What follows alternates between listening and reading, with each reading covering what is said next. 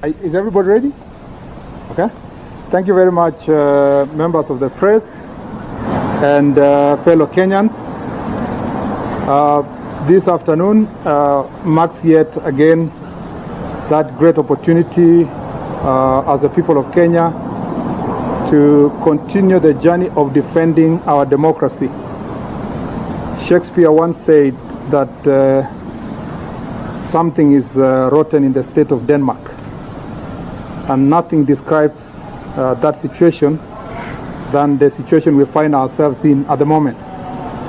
But you know, in the same play, the response was that heaven will intervene. You are all aware that there is a story in the media, yet to be confirmed, that there was a purported Jubilee PG today, which PG suggested changes in leadership and to remove the majority leader, which is myself, and the majority whip, Senator Susan Kihika. And we would like to state as follows. Number one, that there was no invitation that was extended to any of us, especially 22 Jubilee senators whom we've been caucusing from yesterday to this morning. When we saw the story in the media, there was no invitation extended to us for a meeting whose objective is to remove the majority leader and the whip. Number two, we have caucused as Jubilee senators. We are the majority, and at the moment, together with one PDR member, we are 35. And out of 35 of us, the standing orders of the Senate, Standing Order 19, makes it abundantly clear that you must get the majority of the senators present in the meeting and voting to remove the majority leader or the whip. And in this case, the majority leader and the whip. There must be 18 senators who are available to vote and remove us. The Jubilee, the majority side today in the Senate is composed of 35 senators. Those 35 senators, out of the 35 senators, 11 only were reportedly attended that meeting. They were also joined by colleagues from KANU, and there is a purported coalition agreement. Now let's make it clear. Article 32 of the Jubilee Party Constitution provides that for you to form a coalition, there must be one, a NEC meeting to decide that a coalition should be formed with any party. For this matter, it's purported that there's a coalition with KANU. Number two, you must appoint a coalition negotiation committee. I sit in the NEC with Senator Susan Kihika, and we've never met for the last 3 years. No meeting took place to pass a resolution to have a coalition agreement with the KANU party. And therefore, the purported argument that KANU would have participated within the precincts of the law, and particularly the Standing Order 19, in voting us out, or a KANU member being voted to be a leader in Jubilee, that is preposterous, that is laughable, that is the biggest joke you can have in this part of the town. So we've been told, purportedly, a senator of KANU was elected to become majority leader. Assuming even that you admitted the 3 senators of KANU to be part of the Jubilee family, with elected 34 Jubilee senators and 1 PDR, assuming they were part of it, then it means they needed 20 senators to be able to remove us. As a matter of fact, the 22 of us who are there, meaning that the highest number they would get was 16. You have seen a purported statement from State House communicated by a spokesperson. We want to make it clearly that State House is not Jubilee Party headquarters. State House is a place of honor It's a place that welcomes all political parties. It's a symbol of national unity, not parochial, divisive politics. So we must treat that communication with the contempt it deserves, because the spokesperson of State House should be speaking about the country and the presidency, not the Jubilee Party leader. The Jubilee Party leader has his spokesperson in the Jubilee headquarters in Thika Road. But State House is a place of honor, place of leadership, place where the communication that comes here is the one that unites the country. So, for that matter, you've seen that communication purporting that there were 20 senators in State House. That's not true. And in fact, because they didn't get the right numbers, there is a chopper currently stationed in Kilifi, looking for a senator in Kilifi. There is a chopper currently stationed in Hola, looking for a senator from Tana River. There is a chopper that is stationed in Marsabit, looking for a senator in Marsabit. And there is another chopper that is stationed in Samburu, looking for the senator of Samburu. Because why? They lied to the public that they were in a meeting in State House with those senators, but those senators, out of their volition, said they will not participate in divisive politics, and they didn't want to attend any meeting that was reported from the press without proper invitation for the members to be able to attend. Now, therefore, where is the way forward? Number one, the decision to remove myself and Senator Kihika as majority leader and majority whip is therefore null and void for want of vote procedure and for failure to keep with the constitution of the Jubilee, the standing orders, and the laws of Kenya and the constitution of Kenya. Number two, we'll be awaiting for the communication of the Speaker tomorrow. We have written to the Speaker, the 22 of us have written to the Speaker to tell him in uncertain terms that we never participated in that meeting, and therefore there is no way they would be able to get the purported 20 senators, because we are not 42. We are only, at most, even if you included Kanu, we are only 38. So the most they would get after the 22 is 16. Now, what is the way forward for the country as a nation? A lot of attack has been directed on some of us for speaking the truth and speaking the truth. And the Bible says that ye shall know the truth, and the truth will set you free. Today we are gathered here to let you know that the truth is that there was no meeting of Jubilee. There was no meeting to remove us. The meeting did not have the number of people they are purporting that they had to remove us. And therefore, we will proceed to perform our responsibilities and duties with honor that was bestowed upon us by the people of Kenya and the fellow senators of Jubilee. To President Uhuru Kenyatta, I want to tell him that we have maximum respect on President Uhuru Kenyatta. We don't have any grudge against him. We do not understand where the anger comes from that is being directed to us.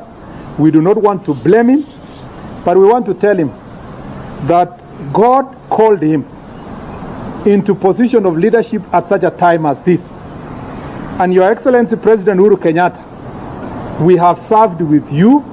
I know you very well. I know your strengths. I know your weaknesses.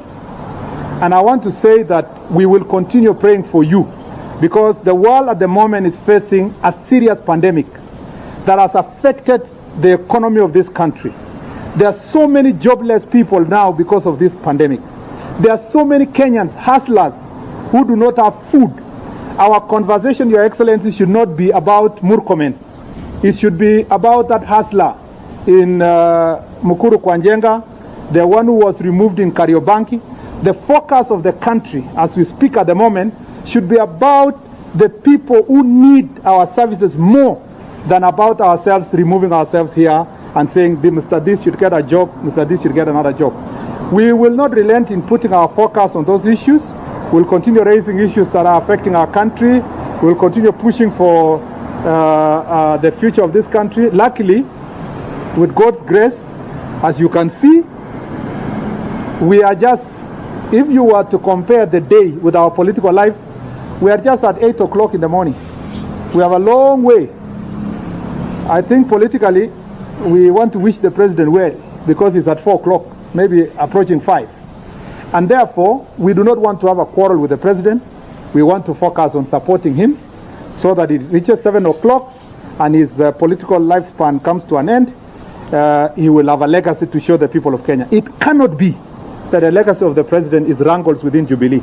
Lastly, we want to ask the president that please help us.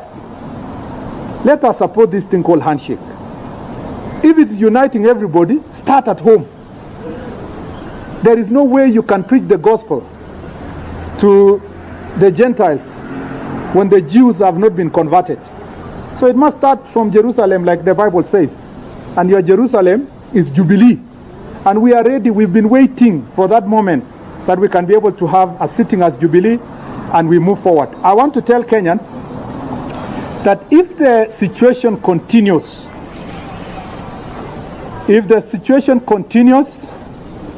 as it is at the moment, where all government resources is directed, and energy and time is directed as fighting one individual and all the people who support him. We have wasted already 3 years fighting the deputy president. Why don't we salvage the remaining 2 years to look for unity and build the country? So it is sad that as a country we don't have one elder, we don't have one bishop, we don't have one leader who can approach the president and calm him and tell him, let's work together and work with your people and put your country together. So for the sake of the nation, I want to tell the president, please, the Bible says again in Revelations, and Paul, and it's written to the church of Ephesus, that please go back to your first love, retrace your steps, reorganize the country, and not about chaos, but about uniting everybody to find a space to move forward. Kwa hivyo ndawachia kabla sijawachia dada yangu Susan aseme machache, mimi nataka niwaambie ya kwamba tumekubaliana kama wana Jubilee 22 kati ya wale ambao ni wana Jubilee 35 ya kwamba wale ambao hatukuhudhuria hiyo mkutano, ambao mkutano hatukuitwa na hatukuambiwa kuna agenda ya kutoa mtu yoyote, sisi maseneta 22 tumeandikia spika wa seneti tukaambia ya kwamba hatukuhudhuria mkutano wowote na hatutasupport chochote ambayo ya kuondoa watu. Tunaomba serikali ya Mheshimiwa Rais Uhuru Kenyatta azingatie wakati huu, wakati tunapambana na janga la corona, azingatie umoja wa taifa, atafute uhusiano mzuri na naibu wake, tushikane sisi kama taifa, tutafutie wananchi ambao ni wale ambao walala hoi wapate kitu ya kula na wapate kazi ya kufanya. Tusitumie wakati mkubwa sana kupambana na kuondoa Murkomen, kuondoa Susan Kihika ambaye sisi sasa wote tuko hapa tukisema hivyo. Na mwishowe tunasema please, Your Excellency, we cannot lead our country through forgery. Please don't forge signatures of our colleagues. They have said no, let the no be no.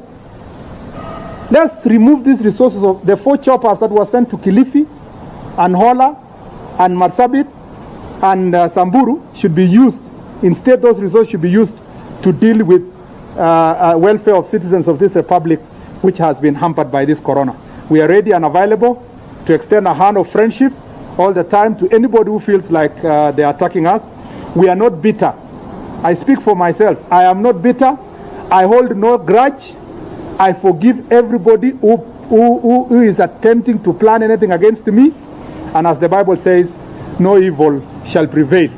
Asanteni sana. Now let me allow Senator Kihika to say a few, and I keep my social distance. Thank you to the members of the press. I will also be quite brief because our leader of majority here has spoken quite a bit. So I will try not to repeat too much what has been said. Very clearly, we read actually in the media that there had been a meeting purportedly of Jubilee senators at State House and that they purported to have replaced leadership in the Senate. I want to be very clear because unfortunately it seems as though this country is heading to the dogs. And I'll say that because it seems as though whenever anything is done, there seems to be no use or reason to follow the law. It's very clear the way you remove a majority leader, or our majority whip based on our standing orders. We are sure and we know, and I would want you, and I want to challenge you, members of the press. I want to challenge you to also be digging for information. I want to ask you to also find out how many senators, that should not be that difficult to do, how many senators were in that, in State House in the morning. Yeah. One, we saw a statement released by the spokesperson. The statement is not even attaching any names of those senators who are there. I want to challenge you, ask them, where are the photos? Where is the list of senators? Because ni network ya wakora. What they are doing is actually forging signatures. I can tell you for sure they had 11 senators from Jubilee in that State House this morning. Second, it is a requirement that there is a notice of invitation for the meeting for the PG. That was not done. Second, the agenda must be very clear, so we were not aware of what that was. We were not invited. And third, they did not have enough senators to be able to purport to do what they did. Now, Jubilee senators are 34. We can add the one for PDR to 35. So at a minimum, they should have had 18 senators to do what they purport to have done. They had 11. Now, once again, they purport to have a coalition agreement with KANU. And it's been stated here very clearly. Under Article 32 of the Jubilee Constitution, NEC should have met to endorse that coalition. We are both members of NEC. There has not been a meeting in 3 years. And second, after NEC met, there should have been a negotiating committee. That was not done. So we must stop running the party as though it is family property. We must stop running the party as a one-man show. It is a party that has organs that must be respected and whose work must be carried out properly. So that was not done. So in the wildest of our dreams, like I said, since the country is going to the dogs, let us assume there was a coalition of KANU. Even if there was a coalition of KANU, KANU only has 3 senators in the Senate. So that would bring their number to our numbers to 38. With 38, Standing Order 19 requires over 50% to be able to remove the majority leader or the majority whip. So now, they must have had 20 senators in that State House this morning, if really they did it properly. But I can tell you, we were all together, the 22 who did not attend. We were all together through technology this morning. And I also want to take the opportunity to thank the 22 senators who did not give in to the intimidation that has been going on this morning. We, like you heard, right now as we speak, they have choppers roaming in Hola, in Samburu, in Marsabit, and in Kilifi, trying to bring those senators so they can sign. And that is the reason. And I challenge you, that is the reason you have not seen a list of the purported 19 senators, because I've had their 19. You have not seen the list because they are trying to cook signatures or trying to intimidate the senators coming in to sign. In fact, I've seen some of the nominated ones being told, if you don't sign, we shall take away your nomination.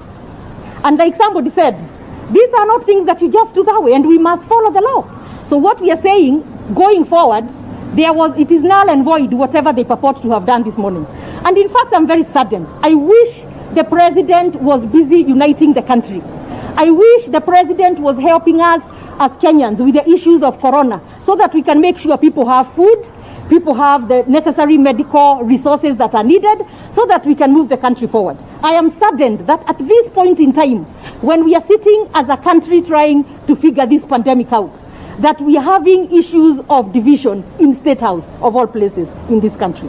But what we are saying is we shall proceed with our work. I will continue as the majority whip, and Senator Murkomen will continue as the majority leader. And if they want to remove us, it is okay. But they need to do it properly, follow the law, follow the guidelines, and use the standing orders to do so, and have the proper numbers. So anyway, I finish by still again thanking the 22 senators who have remained firm despite a lot of intimidation.